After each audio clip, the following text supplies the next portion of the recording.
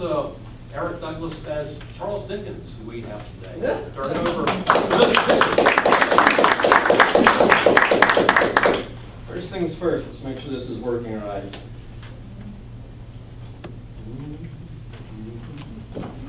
Okay. And everybody here okay? Sound good? Working? Not getting feedback? Okay, excellent. First, a few notes by way of introduction. It's well known that Charles Dickens wrote A Christmas Carol in 1843. What is less well known is that he frequently did public readings of A Christmas Carol. In fact, it is estimated that he read it 127 times to audiences as small as several families, and this would be typical Victorian entertainment for one family to gather the surrounding families from the surrounding houses and to have a public reading of poetry, a public reading of a short novel. For you who love Jane Austen, we frequently see this kind of note in her works. Or for audiences all the way up to 4,000 people in a day before microphones. Hard to imagine. In fact, when he performed at Boston after he came to America, he was immensely popular when he came to America initially. That slowly changed across time. He was immensely popular. People even waited overnight in front of the theater so that they could get the best seats. Hard to believe. Fortunately, many people kept notes of his public readings, and some of these have been collected. I will be tending to act within what's been recorded. That is, Dickens tended to use voices, he used a lot of hand gestures. One of the notes even says that when Fezziwig dances with his wife, right, that he does it on the stand, something I've never figured out how to do, so I simply will not. He eventually produced his own public reading version of A Christmas Carol. This was in 1868, and it is from that our text will be taken. Before we start, a few words about the custom and the language. I've given you a handout which has a variety of the odd terms that we tend to see, and it is key to the carol itself, so that's the order in which those terms come up. A few quick ones that are really central, though, to the meaning. At one point, Jacob Marley, who's the ghost that comes back, it says, and he took the bandage off of his head and his lower jaw dropped. After a person had died in Victorian England, they would wrap their head in the bandage to keep the jaw up because they thought it looked really, really ugly when the jaw was dropping. Consequently, when his jaw drops, that's a sure sign that, yes, he's dead. Humbug, a word that means a fraud, not real. At one point, it will mention a dowerless girl. Woman always came with the dowry, which was to help the family get started. So a woman which has no dowry, a dowerless girl, is just simply an impoverished woman. Several times we'll come across the word forfeits, which is a parlor game where a person would give one of his personal effects away, and then the crowd would demand him to do various, often amusing things in order to redeem it. So it's a parlor game. There is a lot of humor in A Christmas Carol. Do try to pay attention to it. I'll try to act some of that out where I can. Examples are, like at one point, when Fezziwig is getting ready for his party, it says that the fiddler tuned his fiddle, sounding something like, how's it go? Tuned it like 50 stomach aches. Yeah, that's amusing. Or in a place where there's the line that says, think of that, Bob, which is Bob Cratchit, had but 15 bob a week. And bob is a slang word for shilling in that time. So it's a cute little pun on words. Or Jack Robinson says that to put the shutters up as quick as Jack Robinson. Jack Robinson, the story was that after he handed his card to be announced, he was so shy that he would run away before the people could come down to greet him. So as quick as Jack Robinson. Really very cute. If you are interested in further study on the vocabulary or the customs, I have several recommendations. As far as a version of A Christmas Carol, this is by far the best. It's a deeply annotated version. In fact, there are more annotations and notes on the custom, the culture, the language, than there actually is text. Really, it's just excellent. If you're interested in the vocabulary of Dickens, something that will apply not just to A Christmas Carol, but will go even further, I suggest this book, which is a Dickens glossary for American readers. And you only have to open it up to find all kinds of odd terms that we don't use, like mag, Whatever a mag is, it's a halfpenny. A magic lantern, a magnetic slumber. These are all terms that Dickens used. A magpie, a magsman. Magsman is slang for swindler. You've never known that. If you're interested in the culture, a nice book, something like this, Victorian Literature and Culture, can be really quite helpful. So it will tell you about the medicine of the time and the customs of the time and the professions and occupations of the time, and etc.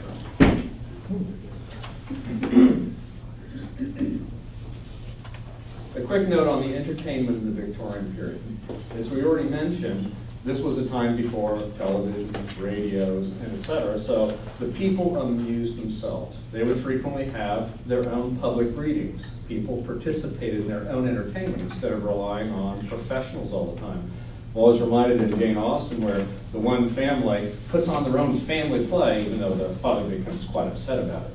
But this is just typically the way things were done in the Victorian period. The people participated in their own entertainment. And so this fits very nicely into the way they did things. And I think it's something that we've kind of lost. And I think it's regrettable. So just one of my own personal quick notes. So then, to the reading itself. I will begin this reading with an introduction that Dickens actually used early on. And so that is the odd little piece. I will read it first. So, imagine that you are on a nice Christmas Eve, and it has been snowing outside. You come into town, into Boston, in your Chasen 4, which is your little carriage. You've gotten out, you've taken your announcement card and given it to the man at the front of the theater. He has announced you, escorted you to your seat where you sit for hours, waiting for me to eventually show up. And eventually I do. So I come in, Charles Dickens, comes up to his stand, puts his text down, takes his hat off, stiffly bows to the audience, adjusts his glasses, which he didn't have, brushes the snow off of his shoulders. So that's been there for quite a while. I'm not really sure it's snow. One must really wonder, but we will call it snow this evening. And he begins. Allow me, before I commence, to express two wishes. The first is that you will have the kindness, by any great stretch of the imagination, to imagine this a small social party assembled to hear a tale told round a Christmas fire. And secondly, that if you feel disposed as we go along to give expression to any emotion, whether grave or gay, you would do so with the perfect freedom from restraint and without the least apprehension of disturbing me.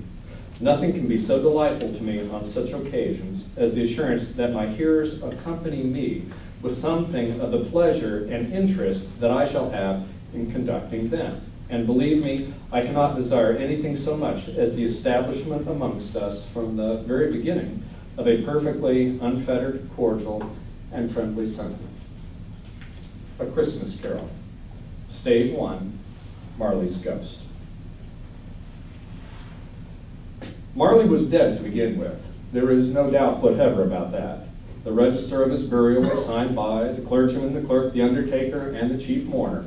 Old Marley was as dead as a doornail. Scrooge knew he was dead. Of course he did. Scrooge was his sole executor, his sole administrator, his sole friend, his sole mourner. Scrooge never painted out old Marley's name, however. There it yet stood years afterwards above the warehouse door, Scrooge and Marley.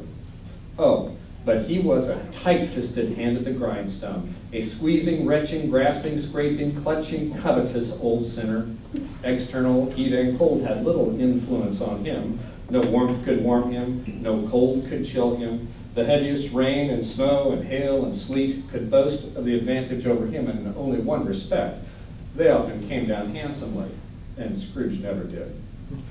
Nobody ever stopped him in the street to say with gladsome looks, "My dear Scrooge, how are you? When will you come to see me?" No beggars implored him to bestow a trifle. No man or woman ever once in all his life inquired the way to such and such a place. Even the blind man's dog appeared to know him, and when they saw him coming on, would tug their owners into the doorways, and then would wag their tails as though they said, "No eye at all is better than an evil-eyed dark master." But what did Scrooge care? It was the very thing he liked, to edge his way along the crowded paths of life, warning all human sympathy to keep its distance. Once upon a time, of all the good days in the year, upon a Christmas Eve, old Scrooge sat busy in his counting house. It was a cold, bleak, biting, foggy weather, and the city clocks had only just gone 3, but it was quite dark already. The door of Scrooge's counting house was open, that he might keep his eye upon his clerk, who, in a dismal little cell beyond, was copying letters. Scrooge had a very small fire, but the clerk's fire was so very much smaller that it looked like one coal, but he couldn't replenish it, for Scrooge kept a coal box in his own room.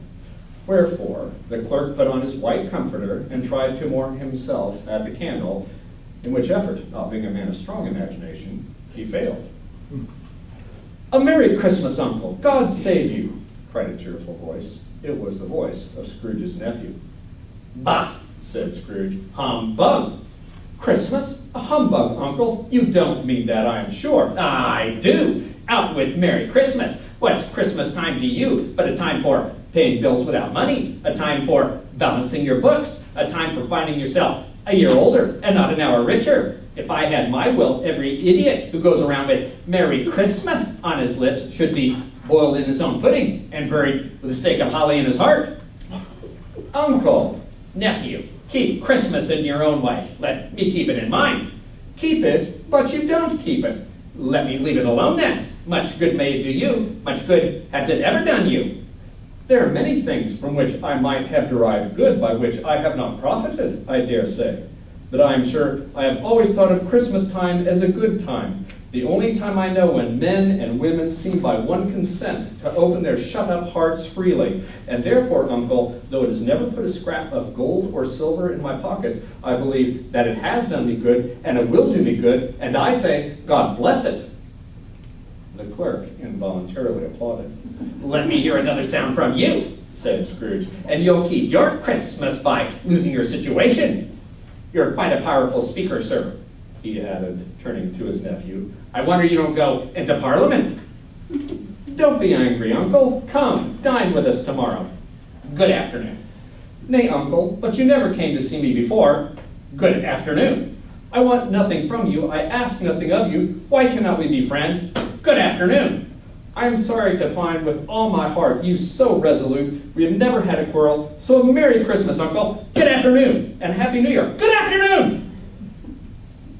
His nephew left the room without an angry word notwithstanding. At length the hour of shutting up the counting house arrived. With an ill will, Scrooge dismounted from his stool, tacitly admitted the fact to his expectant clerk, who instantly snuffed his candle out and put on his hat. "You'll want all day tomorrow, I suppose?" "If it is quite convenient, sir." "It is not convenient, and it is not fair. If I was to stop half a crown for it, you'd think yourself mightily ill-used, I'll be bound." "Yes, sir." "And yet you don't think me ill-used when I pay a day's wages for no work." "It's only once a year, sir." "A poor excuse for picking a man's pocket every 25th of December." "But I suppose you must have the whole day. Be here all the earlier next morning." Scrooge took his melancholy dinner in his usual melancholy tavern and went home to bed. Now, it is a fact that there is nothing at all particular about the knocker on the door of his house, except that it was very large. And yet Scrooge, having his key in the lock of the door, saw in the knocker, not a knocker, but Marley's face. Marley's face with a dismal light about it, like a bad lobster in a dark cellar. It was not angry or ferocious, but it looked at Scrooge as Marley used to look. As Scrooge looked fixedly at this phenomena, it was a knocker again. He said, "Pooh! Pooh!" and closed the door with a bang. The sound resounded through the house like thunder. Every room above appeared to have a separate peal of echoes all its own. But Scrooge was not a man to be frightened by echoes. He fastened the door and walked up the hall and up the stairs. Up Scrooge went, not caring a button for it being very dark. Darkness is cheap. Scrooge liked that. But before he shut his heavy door, he walked through the rooms just to be sure that all was right. Nobody under the table. Nobody under the sofa. Small fire in the grate. Nobody under the bed. Nobody in the closet. Nobody in the dressing gown, which was hanging up with a rather suspicious attitude against the wall. Quite satisfied, he closed his door and locked himself in. Double-locked himself in, which was not his custom. Thus secured against surprise, he put on his dressing gown, slippers, and nightcap, and sat down before a very low fire to take his gruel. As he threw his head back in the chair, his glance happened to rest upon a bell. A disused bell that hung in the room and communicated for some purpose now long forgotten. It was with great astonishment and with a strange, inexplicable dread that as he looked, this bell began to swing. Soon it rang out loudly, and so did every bell in the house. This was succeeded by a clanking noise deep down below, as if some person were dragging a heavy chain over the casks in the wine merchant's cellar. Then he heard the noise much louder on the floor below, then coming up the stairs, then coming straight toward his door. It came on through the heavy door, and a specter passed into the room before his eyes, and upon its coming in, the dying flame leapt up as though it cried, "I know him, Marley's ghost." The same face, the very same, Marley. "How now?" said Scrooge, caustic and cold as ever. "What do you want with me?" Much. Marley's voice, no doubt about it. "Who are you?" Ask me who I was. "Who were you then?" In life, I was your partner, Jacob Marley. You don't believe in me. "I don't."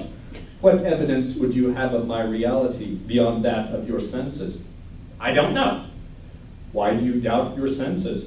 "Because a little thing affects them. A slight disorder of the stomach makes them cheats. You might be an undigested bit of beef, a blot of mustard, a crumb of cheese, a fragment of underdone potato. Huh? There's more of gravy than of grave about you." How much greater was his horror when the phantom, taking off the bandage round his head, its lower jaw dropped. "Mercy! Dreadful apparition, why do you trouble me? Why do spirits walk the earth, and why do they come to me?" It is required of every man that the spirit within him should walk abroad among his fellow men and travel far and wide. And if that spirit goes not forth in life, it is condemned to do so after death. I cannot rest, I cannot stay, I cannot linger anywhere. My spirit never walked beyond the counting house. Mark me! In life, my spirit never roved beyond the narrow limits of our money-changing hole, and weary journeys lie before me. "But you were always a good man of business, Jacob," faltered Scrooge. "Business!" cried the ghost, wringing its hands. "Mankind was my business. The common welfare was my business. Charity, mercy, forbearance, benevolence were all my business. The dealings of my trade were but a drop of water in the comprehensive ocean of my business." Scrooge was very dismayed to hear the specter going on at this rate, and began to quake exceedingly. "Hear me, my time is nearly gone." "I will, but don't be hard on me, Jacob, pray." "I am here tonight that warn you that you have yet a chance and hope of escaping my fate, a chance and hope of my procuring Ebenezer. "You are always a good friend to me. Thank you." You will be haunted by 3 spirits. Is that the chance and hope you mentioned, Jacob? I think I'd rather not. Without their visits, you cannot hope to shun the path I tread. Expect the first tomorrow night when the bell tolls 1. Expect a second on the next night at the same hour. The third upon the next night when the last stroke of 12 has ceased to vibrate. Look to see me no more, and look that for your own sake you remember what has passed between us.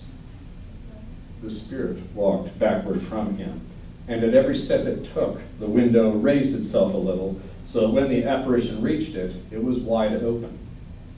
Scrooge closed the window and examined the door by which the ghost had entered. It was double locked, as he himself had locked it with his own hands, and the bolts were undisturbed. Scrooge tried to say, "Humbug," but stopped at the first syllable. And being from the emotion he had undergone, or the fatigues of the day, or his glimpse of the invisible world, or the dull conversation of the ghost, or the lateness of the hour, much in need of repose, he went straight to bed without undressing, and fell asleep on the instant. Stave 2, the first of the 3 spirits. When Scrooge awoke, it was so dark outside that, looking out of the bed, he could scarcely distinguish the windows from the halls of his chamber, until suddenly the church clock tolled a deep, dull, hollow, melancholy 1. Lights flashed up in the room upon the instant, and the curtains of his bed were drawn aside by a strange figure. Its hair, which hung about its neck and down its back, was white as if with age, and yet the face had not a wrinkle in it. It held a branch of fresh green holly in its hand, and in singular contradiction of that wintry emblem, had its dress trimmed with summer flowers. "Are you the spirit, sir, whose coming was foretold to me?" "I am." "Who and what are you?" "I am the ghost of Christmas past." "Long past?" "No, your past. The things that you will see with me are shadows of the things that have been. They will have no consciousness of us." Scrooge then made bold to inquire what business brought him there. "Your welfare. Rise and walk with me." It would have been in vain for Scrooge to plead that the weather and the hour were not adapted to pedestrian purposes, that the bed was warm, and the thermometer a long way below freezing, that he was clad but lightly in his slippers, dressing gown, and nightcap, and of course that he had a cold upon him at the time. The grasp, though gentle as a woman's hand, was not to be resisted. They passed through the wall and stood in the busy thoroughfares of a city. It was made plain enough by the dressing of the shops that here, too, it was Christmas time. The ghost stopped at a certain warehouse door and asked Scrooge if he knew it. "Know it? I was apprentice here." They went in. At sight of an old gentleman in a Welsh wig sitting behind a high desk, Scrooge cried out in great excitement, "Why, it's old Fezziwig! Alive again! Bless my heart, it's Fezziwig!" Old Fezziwig laid down his pen and looked up at the clock, which pointed to the hour of 7, and called out in a comfortable, oily, rich, fat, jovial voice, "Yo-ho there! Ebenezer! Dick!" A living and moving picture of Scrooge's former self, a young man, came briskly in, followed by his fellow apprentice. "Yo-ho, my boys!" said Fezziwig. "No more work tonight? Christmas Eve, Dick? Christmas, Ebenezer? Let's have the shutters up before a man can say, 'Jack Robinson, clear away, my lads. Let's have lots of room in here.'" In came a fiddler with a music book and made an orchestra of it, between rather like 50 stomach aches. In came Mrs. Fezziwig, one vast substantial smile. In came 3 Miss Fezziwigs, beaming and lovable. In came the 6 young followers whose hearts they broke. In came all the young men and women employed in the business. There were dances, and there were forfeits, and there were more dances, and there was cake, and there was negus, and there was a great piece of cold roast, and there were mince pies. But the great effect of the evening came when the fiddler struck up Sir Roger de Coverley. Then old Fezziwig stood up to dance with Mrs. Fezziwig, top couple too, with a stiff piece of work cut out for them. When the clock struck 11, this domestic ball broke up. Mr. and Mrs. Fezziwig took their stations, one on either side of the door, and shaking hands with every person individually as he or she went out, wished him or her a Merry Christmas. When everybody had retired but the 2 prentices, they did the same to them, and thus the cheerful voices died away and the lads were left to their beds. "A small matter," said the ghost, "to make these silly folk so full of gratitude. He has spent but a few pounds of your mortal money, 3 or 4 perhaps. Is that so much? He deserves this praise." "It isn't that," said Scrooge, heated by the remark, and speaking unconsciously, like his former and not his latter self. "It isn't that, Spirit. He has the power to render us happy or unhappy, to make our service light or burdensome, a pleasure or a toil. Say that his power lies in words and looks, in things so slight and insignificant, it is impossible to add and count them up. What then, huh? The happiness he gives is quite as much as if it cost a fortune." He felt the spirit's glance and stopped. "What's the matter?" "Nothing particular." "Something, I think." No, I should like to be able to say a word or two to my clerk just now, that's all." "My time grows short," observed the spirit. "Quick." This comment was not addressed to Scrooge or to anyone whom he could see, but it produced an immediate effect. For again he found himself. He was an older man now, a man in the prime of life. He was not alone, but sat by the side of a fair young girl in a black dress, in whose eyes there were tears. "It matters little," she said softly to Scrooge's former self. "To you very little. Another idol has displaced me. What idol has displaced you? A golden one. You fear the world too much. I have seen your nobler aspirations fall off one by one until the master passion, gain, engrosses you. What then? If I have grown so much wiser, what then, huh? I am not changed toward you. Have I ever sought release from our engagement? In words, no, never. In what then?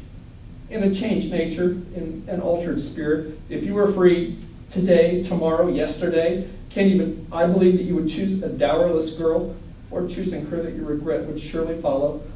I do, and I release you with a full heart for the love of him you once were. Spirit, remove me from this place. I told you, these are shadows of the things that have been, said the ghost. That they are what they are. Do not blame me. Remove me, Scrooge exclaimed. I cannot bear it. Leave me. Take me back. Haunt me no longer. As he struggled with the spirit, he was conscious of being exhausted and overcome by an irresistible drowsiness, and further, of being in his own bedroom. He barely had time to reel to bed before he sank into a heavy sleep. Stave 3, the second of the three spirits. Scrooge awoke in his bedroom. There is no doubt about that, but it had undergone a surprising transformation. The walls and ceilings were so hung with living green that it looked like a perfect grove.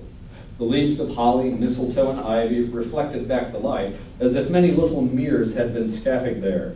Heaped upon the floor, to form a kind of throne, were turkey, geese, game, long wreaths of sausages, mince pies, plum puddings, barrels of oysters, red-hot chestnuts, and great bowls of punch. In easy state upon this couch there sat a giant, glorious to see, who bore a glowing torch.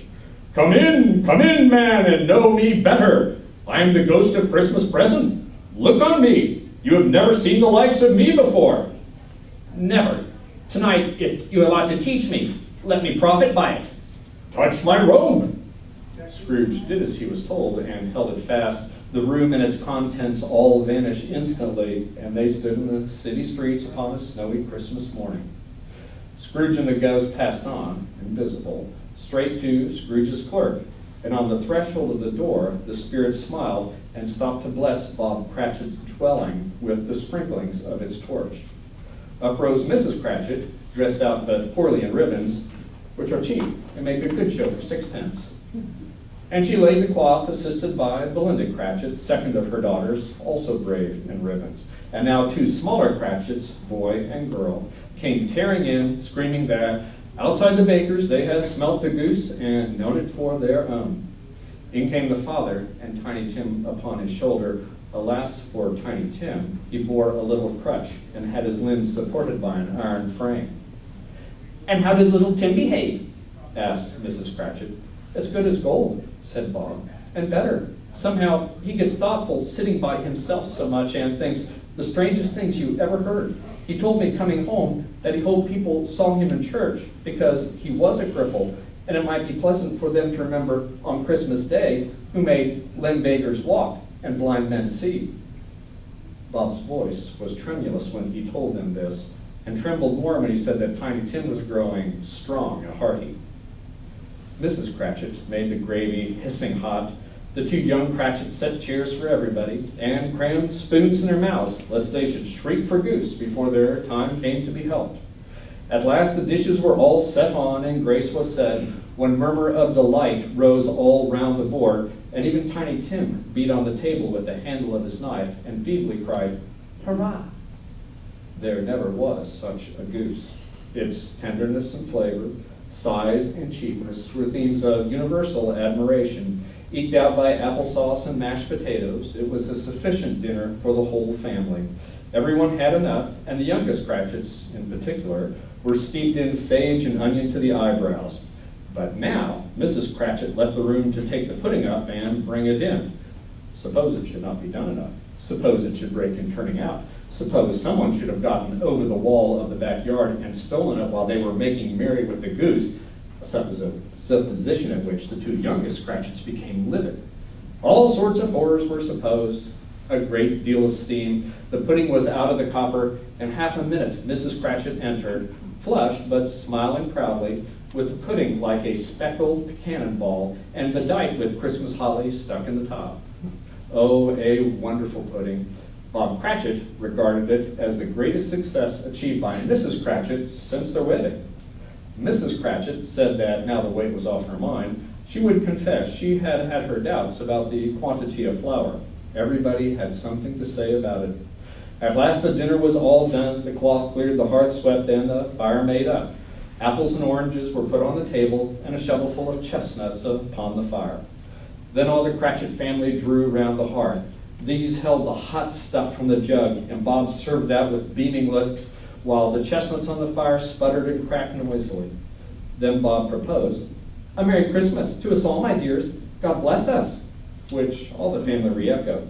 "God bless us, every one," said Tiny Tim, the last of all. He sat very close to his father's side upon his little stool. Bob held his withered hand in his as if he loved the child and wished to keep him by his side and dreaded that he might be taken from him. Scrooge raised his head speedily upon hearing his own name. "Mr. Scrooge," said Bob, "I give you Mr. Scrooge, the founder of the feast." "The founder of the feast, indeed!" cried Mrs. Cratchit, reddening. "I wish I had him here. I'd give him a piece of my mind to feast upon, and I hope you'd have a good appetite for it." "My dear," said Bob, "the children, Christmas Day." "It should be Christmas Day, I am sure," said she. "Upon one wing drinks the health to such an odious, stingy, hard, unfeeling man as Mr. Scrooge. You know he is, Robert. No one knows it better than you do, poor fellow." "My dear," was Bob's mild answer, "Christmas Day." "I'll drink his health for your sake in the days," said Mrs. Cratchit, "not for his. Long life to him. Merry Christmas and a Happy New Year. He'll be very merry and very happy, I have no doubt." The children drank the toast after her. It was the first of their proceedings which had no heartiness in it. The mention of his name cast a dark shadow upon the party which was not dispelled for a full 5 minutes. After it passed away, they were 10 times happier than before, from the mere relief of Scrooge the Baleful being done with. All this time, the chestnuts in the jug went round and by they had a song about a lost child traveling in the snow from Tiny Tim, who had a plaintive little voice and sang it really very well indeed. It was a great surprise to Scrooge as this scene vanished to hear a hearty laugh. It was a much greater surprise to Scrooge to recognize it as his own nephew and to find himself in a bright, dry, gleaming room with the Spirit standing by his side and looking at that same nephew. It is a fair, even-handed adjustment of things that while there is infection and sorrow, there is nothing in the world so irresistibly contagious as laughter. When Scrooge's nephew laughed, Scrooge's niece laughed as heartily as he. "He said that Christmas was a humbug, as I live," said Scrooge's nephew. "He believed it too." "More shame for him, Fred," said Scrooge's niece indignantly. Bless those women, they never do anything by halves, they are always in earnest. "He's a comical old fellow," said Scrooge's nephew. "That's the truth, and not as pleasant as he might be.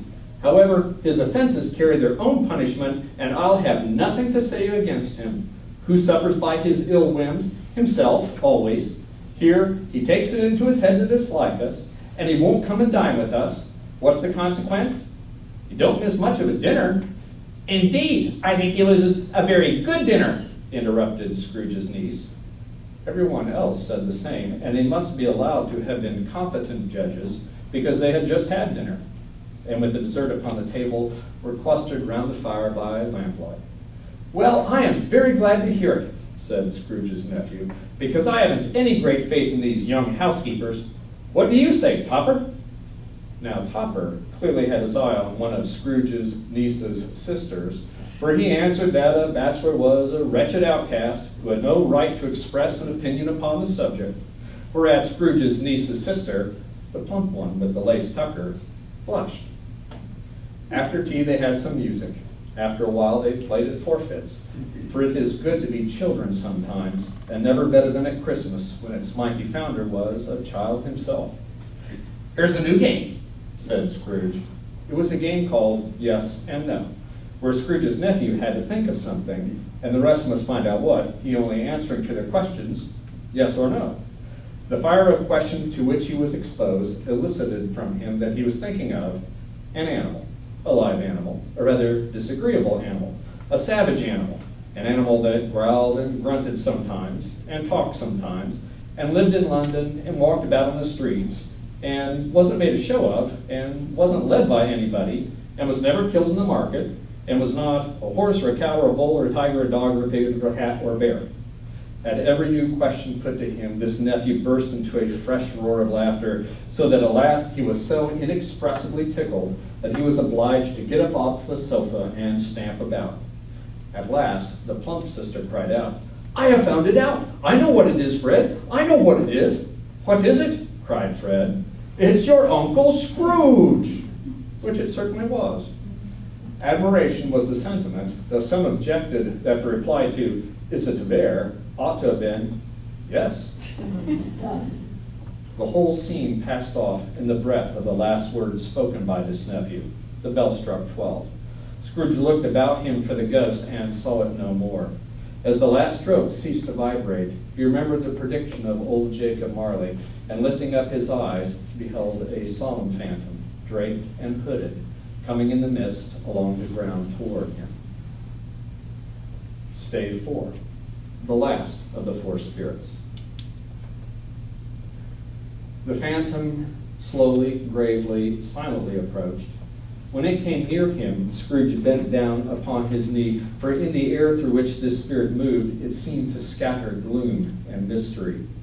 It was shrouded in a deep black garment which concealed its head, its face, its form, and left nothing of it visible save one outstretched hand. He knew no more, for the spirit neither moved nor spoke. "I am in the presence of the ghost of Christmas yet to come. Ghost of the future, I fear you more than any specter I have seen. But as I know your purpose is to do me good, and I hope to live to be another man from what I was, I am prepared to bear you company and do it with a thankful heart. Will you not speak to me?" It gave him no reply. The hand was pointed straight before them. "Lead on, lead on. The night is waning fast, and it is precious time to me. Lead on, spirit." They scarcely seemed to enter the city, for the city rather seemed to spring up about them, but they were in the heart of it. The spirit stood beside one little knot of businessmen. Observing that the hand was pointed toward them, Scrooge advanced to listen to their talk. "No," said a great fat man with a monstrous chin. "I don't know much about it either way. I only know he's dead." "When did he die?" inquired another. "Last night, I believe." "Why, what was the matter with him? I thought he'd never died."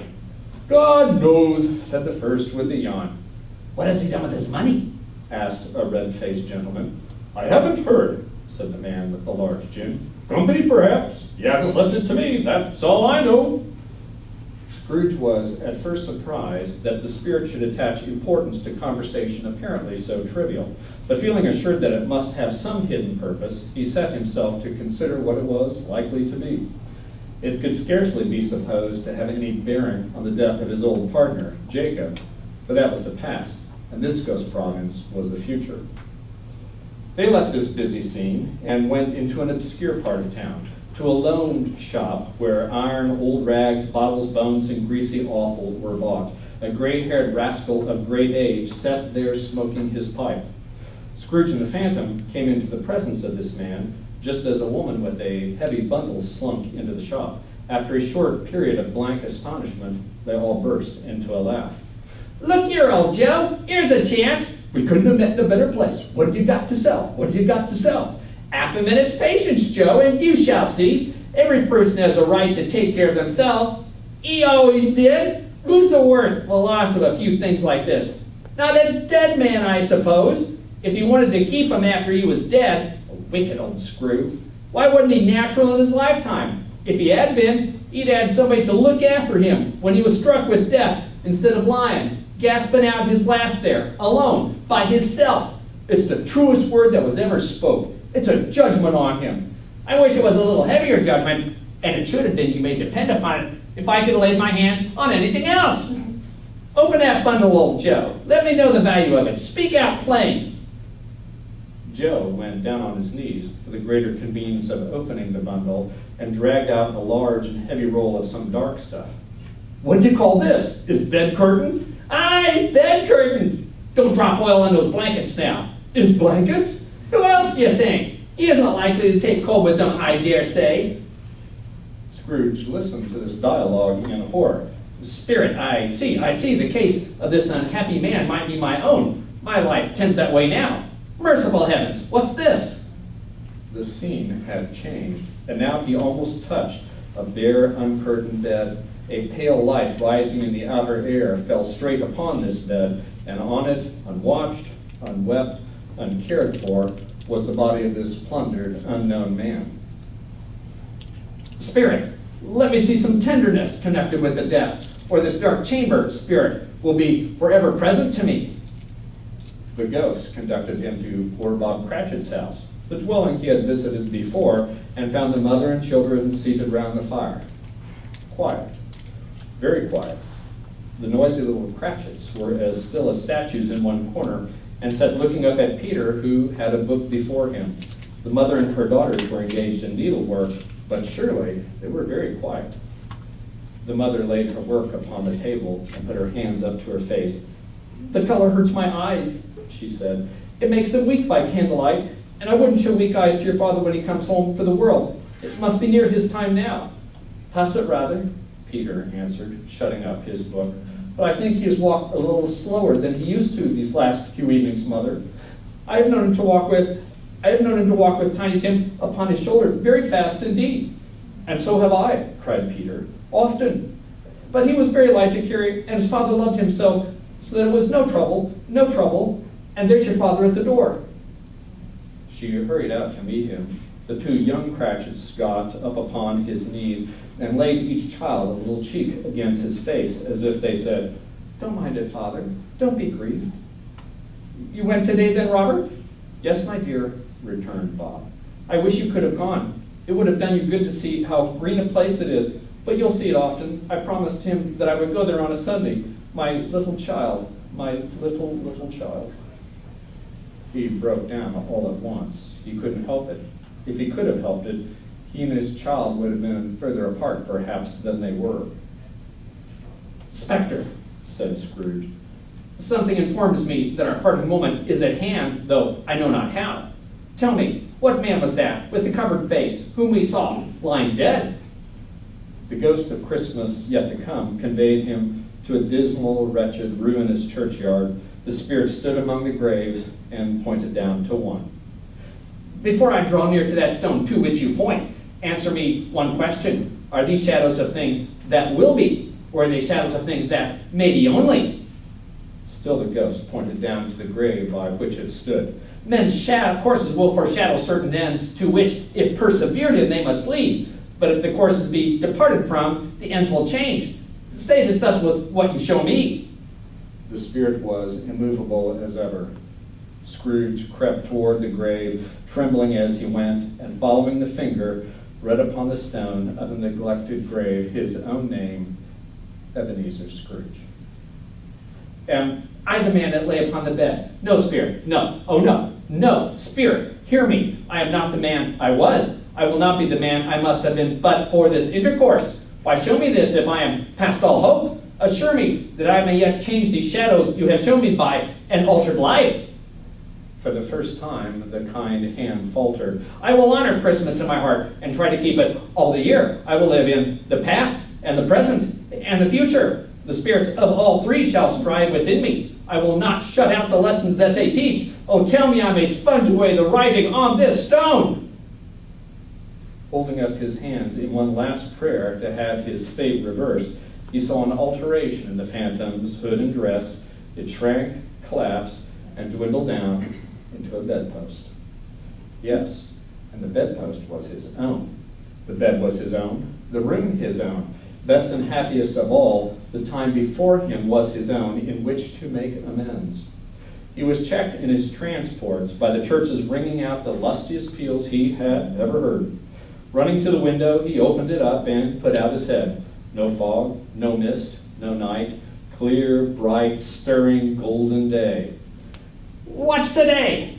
Called out Scrooge to a boy in Sunday clothes who perhaps had lingered to look about him. Eh? What's What's today, my fine fellow? Today? Why, it's Christmas Day. It's Christmas Day? I haven't missed it. Do you know the poulterers in the next street but one, at the corner? I should hope I did. An intelligent boy, a remarkable boy. Do you know whether they've sold the prize turkey that was hanging there? Not the little prize turkey, the big one. What? The one as big as me?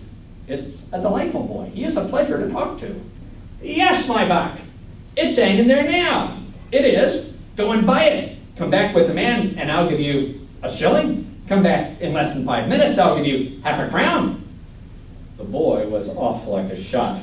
I'll send it to Bob Cratchit's. He shan't know who sent it. It's twice the size of Tiny Tim. The hand in which he wrote the address was not a steady one, but write it he did somehow, and went downstairs to open the street door, ready for the coming of the poulterer's man. It was a turkey. He never could have stood upon his legs, that bird. He'd have snapped them off short in a minute like sticks of sealing wax. Scrooge then dressed, all in his best, and at last got out onto the streets. The people were by this time pouring forth, as he had seen them with the ghost of Christmas present, and walking with his hands behind him, Scrooge regarded everyone with a delightful smile. He looked so irresistibly pleasant, in a word, that 3 or 4 good-humored fellows said, "Good morning, sir. A Merry Christmas to you." In the afternoon, he turned his steps toward his nephew's house. He passed the door a dozen times before he had the courage to go up and knock, but he made a dash of it, and he did it. "Is your master at home, my dear?" said Scrooge to the girl. Nice girl. "Yes, sir." "Where is he, my love?" "He's in the dining room, sir, with his mistress." "He knows me," said Scrooge, with his hand already on the dining room lock. "I'll go in." "Fred." "Why, bless my soul," cried Fred. "Who's that?" "It's I, your Uncle Scrooge. I have come to dinner. Will you let me in, Fred?" Let him in. It's a mercy he didn't shake his arm off. He was at home in 5 minutes, and nothing could be heartier. His niece looked just the same. So did Topper when he came. So did the plump sister when she came. So did everyone when they came. Wonderful party, wonderful games, wonderful happiness. But he was early at the office next morning. Oh, if he could just beat Bob Cratchit there and find him coming in late, that was the thing he had set his heart upon. And he did it. The clock struck 9. No Bob. 1/4 past. No Bob. Bob was a full 18 minutes behind his time. Scrooge sat with his door wide open that he might see him come in. Bob's hat was off before he opened the door, his comforter too. He was on the stool in a jiffy, driving away with his pen as if he were trying to overtake 9 o'clock. "Now, hello," growled Scrooge in his accustomed voice, as near as he could feign it. "What do you mean by coming in here at this time of day?" "I'm very sorry, sir. I'm behind my time." "You are? Yes, I think you are. Step this way, if you please." "It's only once a year, sir. It shall not be repeated. I was making rather merry yesterday, sir."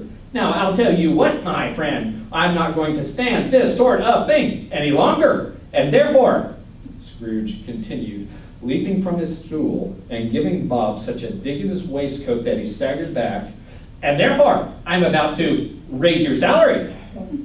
"A Merry Christmas," said Scrooge, with an earnestness that could not be mistaken as he clapped him on the back. "A Merry Christmas, Bob, my good fellow. More than I've given you in many a year. I'll raise your salary and endeavor to assist your struggling family. And we'll discuss your affairs this very afternoon over a Christmas bowl of smoking bishop. Make up the fires. Buy a second coal scuttle before you dot another I, Bob Cratchit." Scrooge was better than his word. He did it all and infinitely more. And to Tiny Tim, who did not die, he was a second father. He became as good a friend, as good a master, and as good a man as the good old city knew, or any other good old city, town, or borough in the good old world. Some people laughed to see the alteration in him, but his own heart laughed, and that was quite enough for him. He had no further intercourse with spirits, and it was always said of him that he knew how to keep Christmas well if any man alive possessed that knowledge. May that truly be said of us and of all of us. And so, as Tiny Tim observed, God bless us, everyone.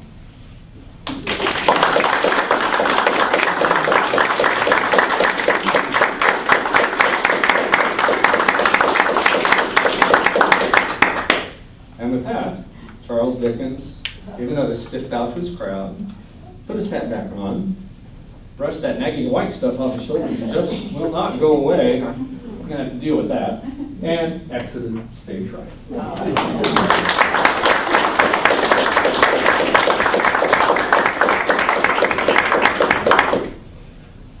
Now that concludes the reading. At this point, if anyone needs to leave, feel free, but we will shift to kind of questions you have, themes that you want to explore, and go on with that discussion. So I open it up to you.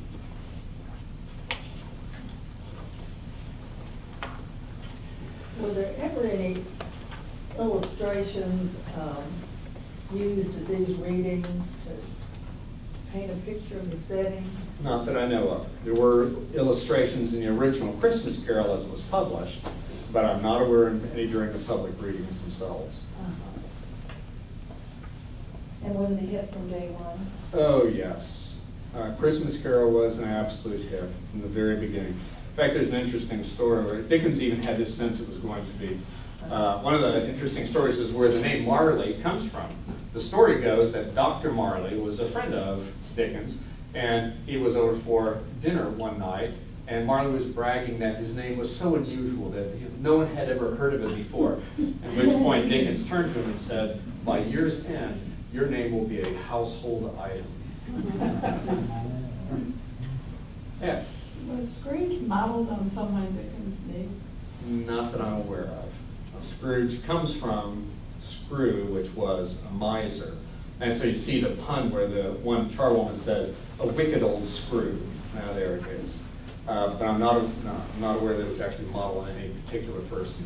This was during the time of the Industrial Revolution. It was at its height. And there were a lot of characters just like Scrooge around. And we see them frequently throughout Dickens's other novels. Yes. Where did A Christmas Carol rank on the timeline of Dickens' writings? Was it near the middle of his career or toward the end? How famous was Was Dickens? he already? He was already famous, He I was know, already- but it was was it one of his middle writings or toward the end of his career when he wrote it? I really don't remember. Compared to David Copperfield and Oliver Twist. She says she thinks it was around the middle. I In the middle? have not looked at the dates to count them before. He was, no question, he was enormously popular already. In fact, the stories go that in the United States, people would line up at the dock. Most of his novels were initially serialized in newspapers. Then they were later published as what were called triple-decker novels, which are funny. The story behind a triple-decker novel was published in 3 volumes. And then the library would loan out one at a time. And when that one came back in, that person would take the second one, and a different person would take the first one. So you could have 3 people reading the novel all at once. But they were serialized initially in newspapers, and the stories were that at the docks in the United States, people would line up for those papers to be thrown overboard, the newspapers, so that they could read the next chapter. Wow. Is Little Nell dead? Yeah, that's what. Okay, well, fair enough. Don't know the answer. She is now. That was the question at the docks on one famous day, apparently, before the papers were thrown off. How fun. But was this published in a newspaper first before a book edition? Don't know. Have to go look that up. But it was published in English papers, so the Americans had to wait for it to come overseas, and that's what you're Yes. talking about there. Right. So it's just like who shot PIR. When the paper arrived and they knew it, and the drive-thru were yelling out, "Who does Nell still live?" Yes. Yes. How long ago did you develop this presentation and how did you happen to do it? I'm a literary theorist, and so I work in literary theory a lot. I read really boring, long, tedious stuff that only people that have been dropped 3 or 4 times in their head do.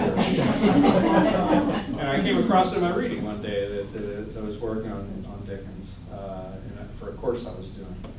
And that he would sit around and did these frequently. And I thought, what a wonderful idea. And so 4 or 5 years ago, I picked it up and started it. Other questions? Sometimes in the play, when they have a play based on Dickens' story, they show that guess it's the ghost of Christmas Present, because he's always huge and he has this great big robe on. Mhm. And he opens his robe and he talks to Dickens about, you know, these children. He says, whose children are these? And he says, well, they're your children and their poverty, and that's in the illustration of the book too. All the terrible things that were going on with poor people and people in London especially. Very much. Dickens was writing at the time of literary realism, which tended to portray especially the seedier elements of life very realistically. So people would bond to these characters, they would enter the stories, and they would have experiences with them. And his desperate hope is that they would change their society.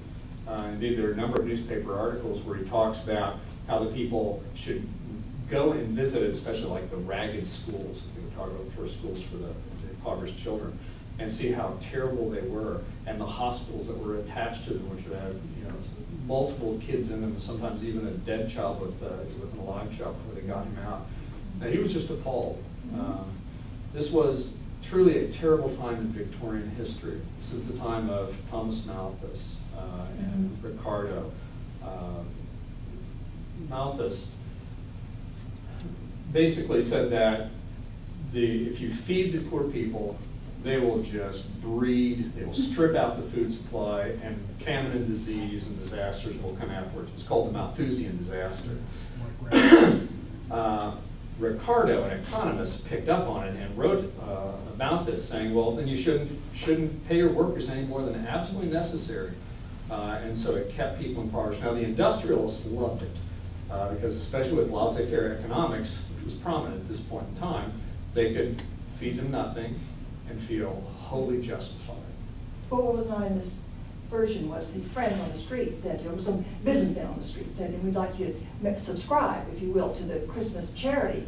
And he says, are there no workhouses? Are there no prisons? And they say, yes, but many poor people would rather die than go there. And he says, well, let them do it then, and decrease the excess Surface population. Never forget those words. And that's Malthus. It was definitely a slur against him.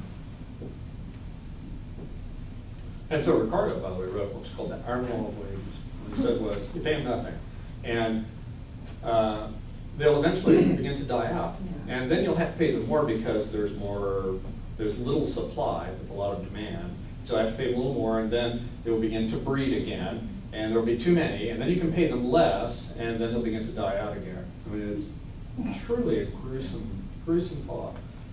That's the inheritance of fulminant laissez-faire economics. Even Adam Smith rejected that. He thought ethics had to be involved and brought into it at some point. Yes. But that's another long story. But yeah, this is not a very pleasant time to be one of the working poor, which were the vast majority of the people. I'm sorry? Would the working poor have understood the language in this? Was it their language or was it more? That's a fair question. It's not one I really thought about. That's my guess, is that it's his language. He's writing in fairly common idiom. And when I think back through the reading of it, he doesn't use really huge amounts of large and complex wording, although the sentences sound sometimes very tenuous and, you know, tortuous to us. But yeah, I think he was by and large writing the common idiom of his time. In that same theme, would there have been, in that same question, would there have been opportunity for the poorest to hear the story? Not that I'm aware of. Because there would be an admission charge, would there not? Oh, yes. Well, could they read? I know they're a real problem. They probably couldn't read, but his question was, would they have opportunity to hear it? And the chances are not. Was Dickens' selection of the title straightforward, or were there other competitors, so to speak, that he was considering? That's a good question. And again, I don't know the answer to it. Asking some interesting historical questions. The notion of a Christmas carol suggests a song, and indeed it's written in staves, which is musical language. And no one really ever, I've read a number of people talking about it, and I don't really know why he chose to use that particular language. But I don't know if he actually had multiple alternative titles. Did Dickens talk about his personal background as far as with Christmas ever went? Did he Not talk about, happy Christmases or with his family or growing up or I heard somebody answer. got a pony, whatever. Somebody, I don't know the answer to that. He was very poor, and his father was in workhouse prisons, and he lived in the prison. And it gave him a lot of background for other books that he wrote, like Great Expectations, Cold Curiosity Oliver Shop. Twist. He actually lived in a prison for years in his life, and he had to work. And his mom lived in the prison, his siblings lived in the The whole prison. family went to the. And they had to go out in the day and do a job, and he worked in a Blacking factory. yeah, for shoe, whatever you call that, shoe polish. Yes. Shoe blacking. You can tell by my shoes, I don't. But his question was, did you ever write about Christmas? I'm not aware that he wrote about his family at Christmas time. Yeah? He was very religious, because I have a book he wrote for his children called The Life of Our Lord. Huh.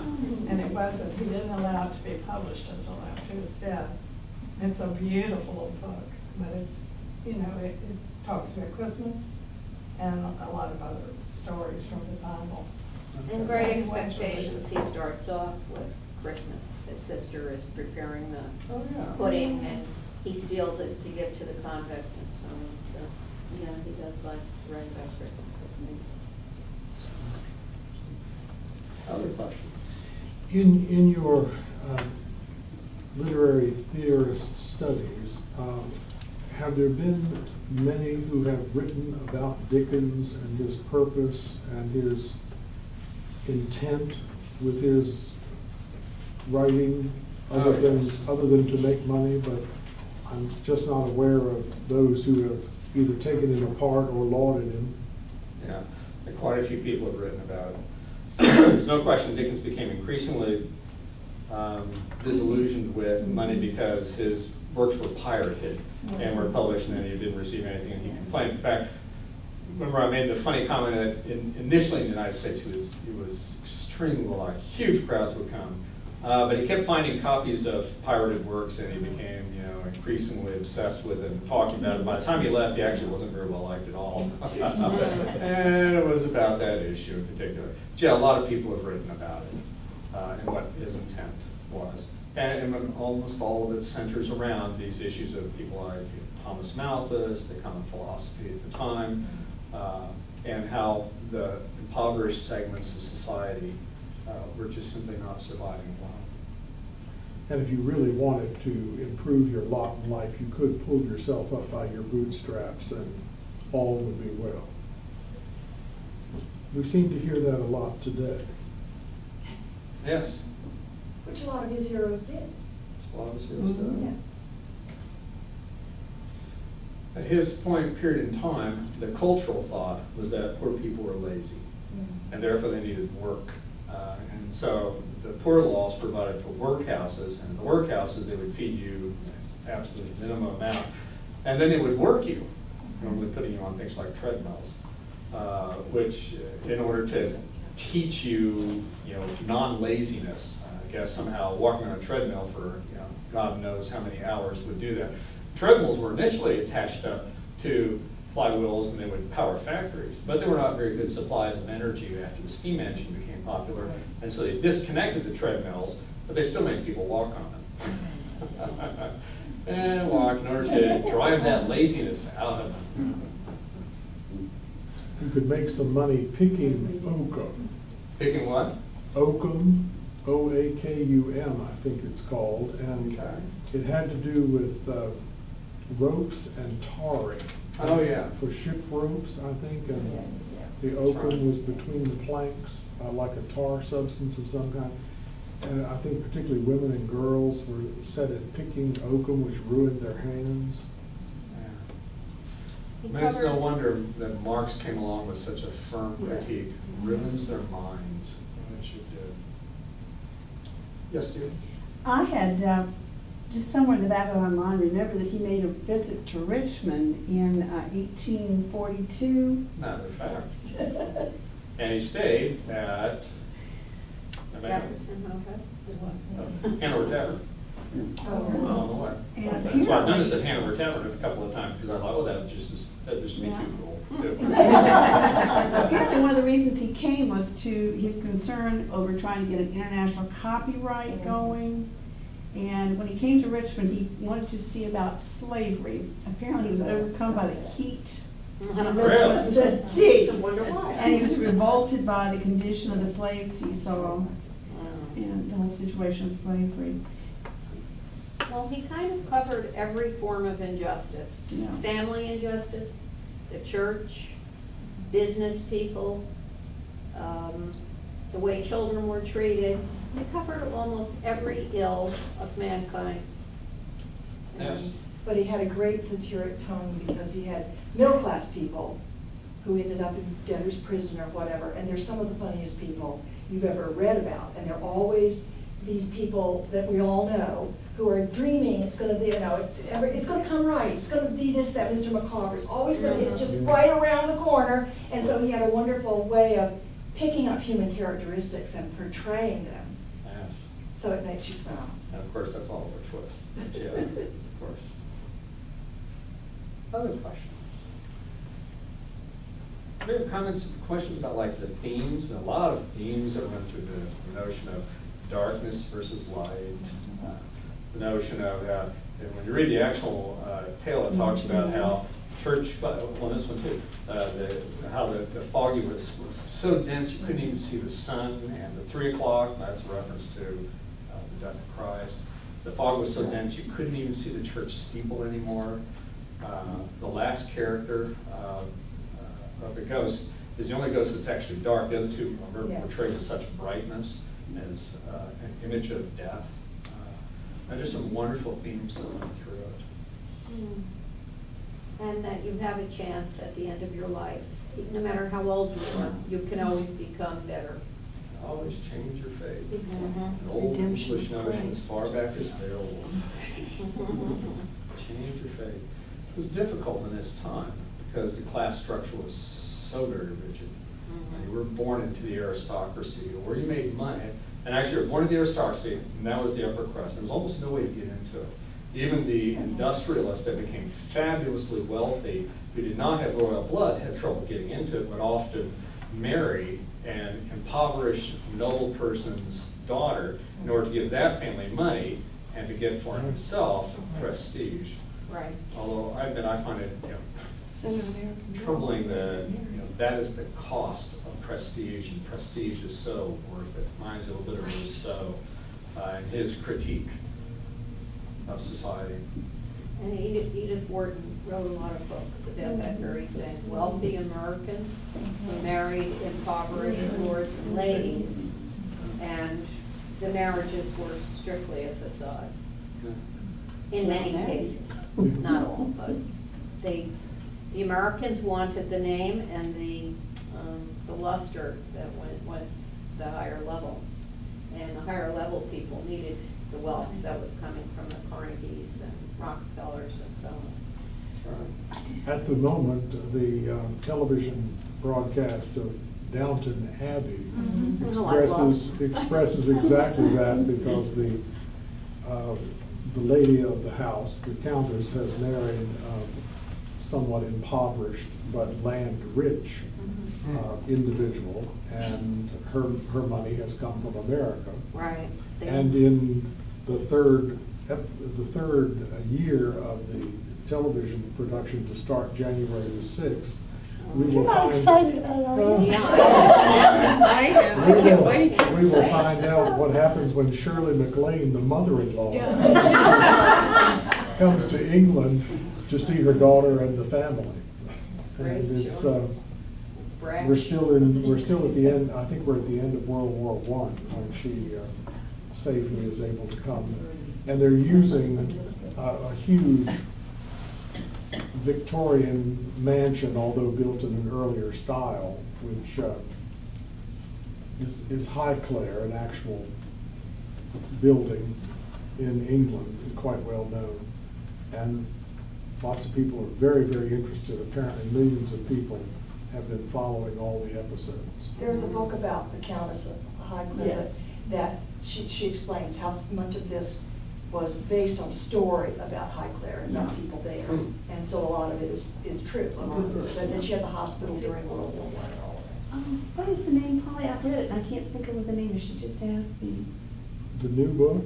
Yeah. Is it the Duchess of? The judge, is it, yes, Countess or Duchess?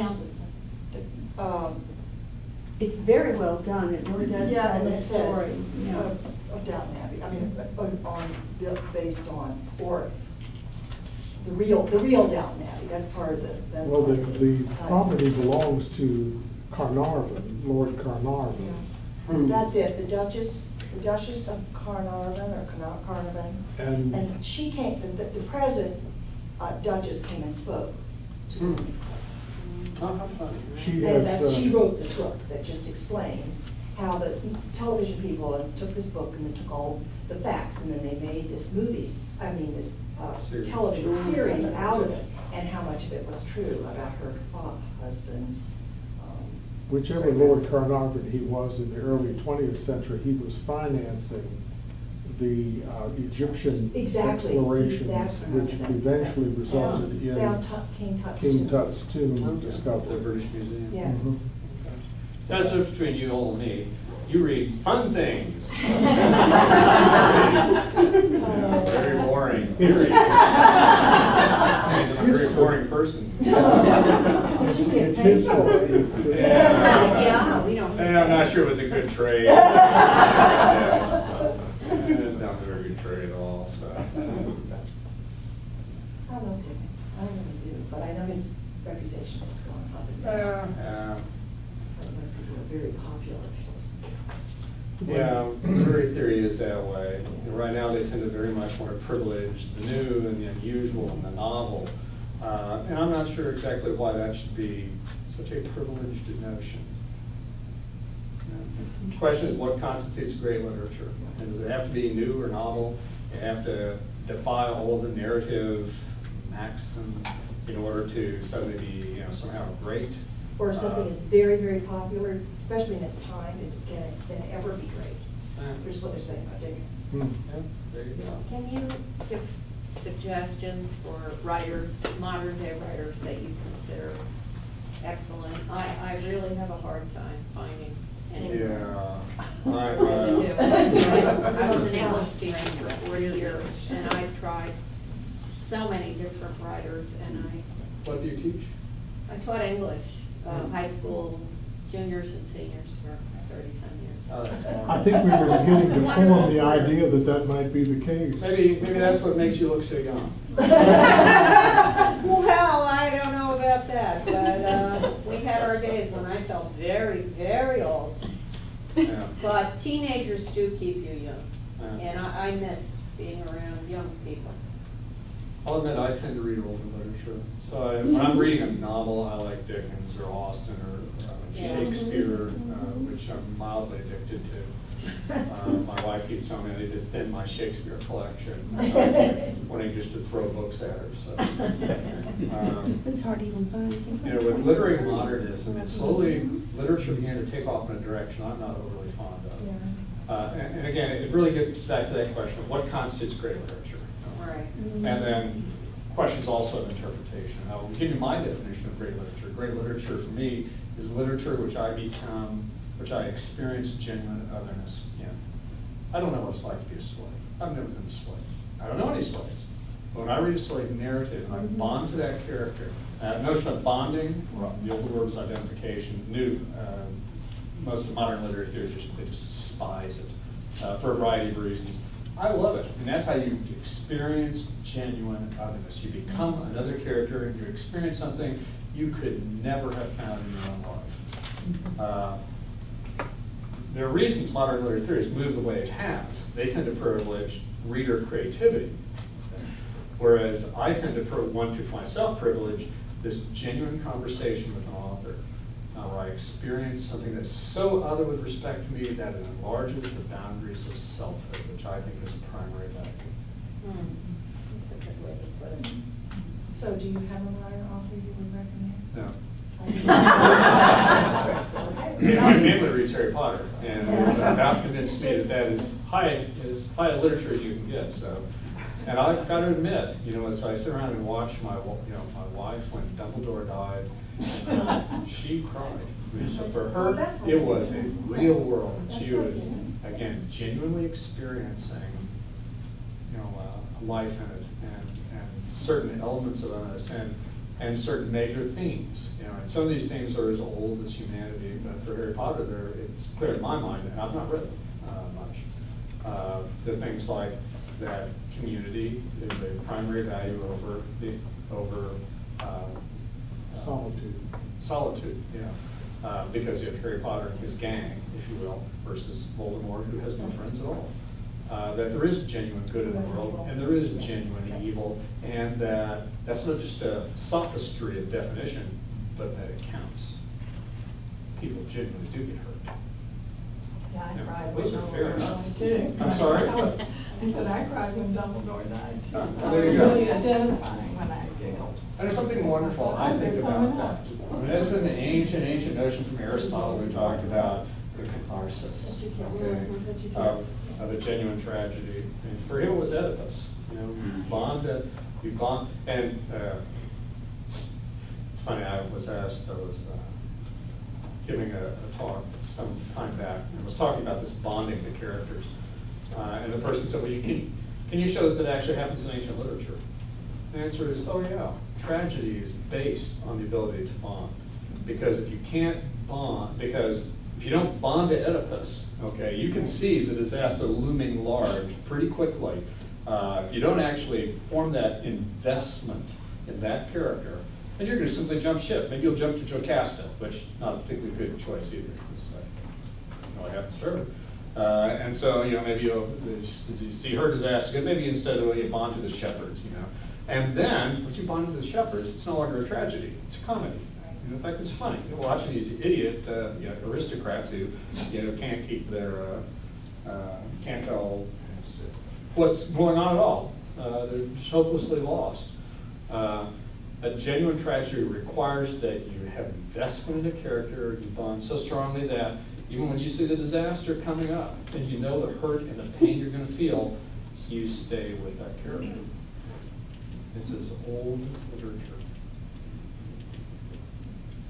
Other thoughts? Now you're getting more stuff out of it.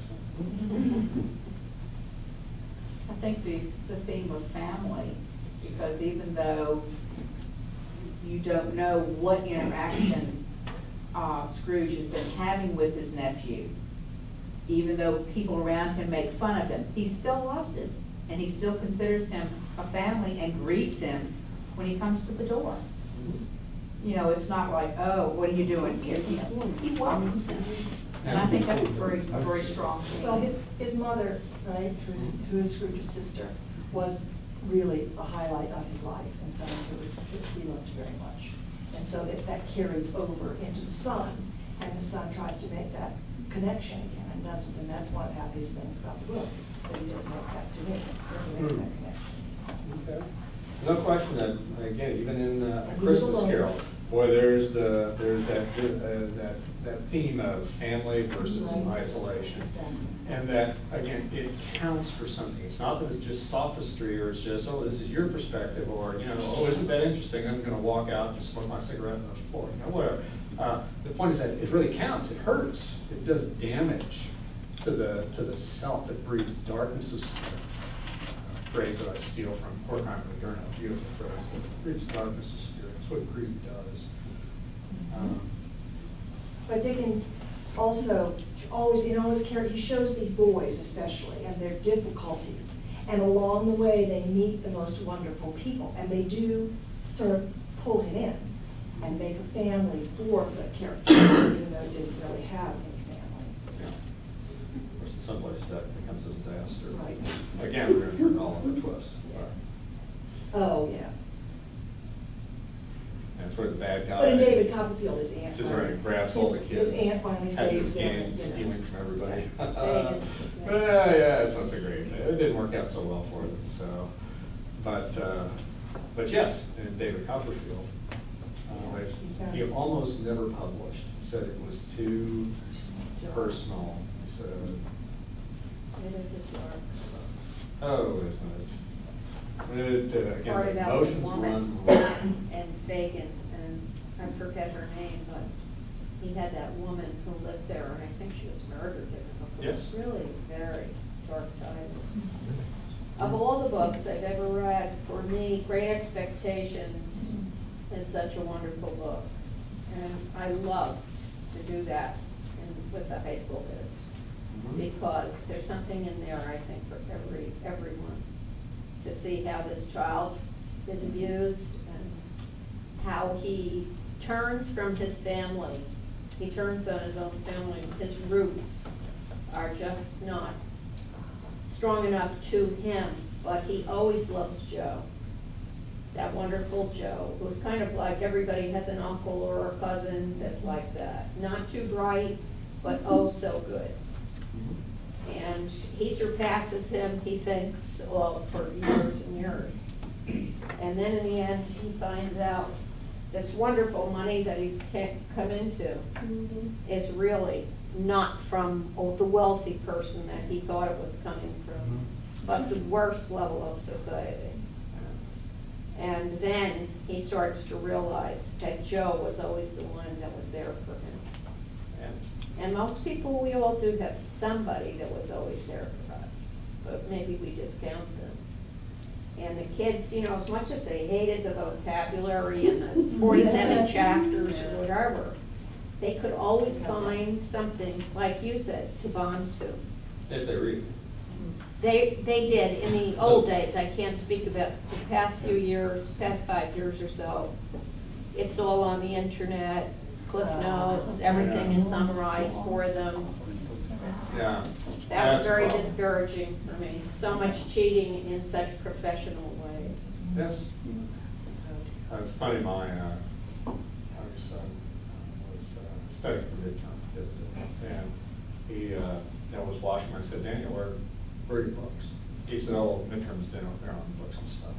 I said, well, Daniel, I went and talked to your teachers, and when I said that, you told me that you didn't have to read the books. They looked at me like there were things coming out of my ears. Yes, yeah, you're supposed to read them. There could be tests on it. He said, well, you know, that's only the way you learn. I said, what? He said, that's the only way you learn. You know, I learned by hearing. You learn by book reading. I said, but Daniel, the tests come out of the book. He said, no, that's only the way you learn. They don't test on that stuff. And I said, well, Daniel, you have told me you want to be a teacher. That's what he wants to be. And I said, what are you going to do when your students come in and they haven't read the textbook? He says, well, I'm not going to assign textbooks. They're boring. So there you go. Yes, and I'm going to remember it, and I'm going to throw it back up for the rest of his life and help create a conflict so that our psychological community continues to get money. I sure hate for a new norm is that you're at least neurotic. It is said that Freud turned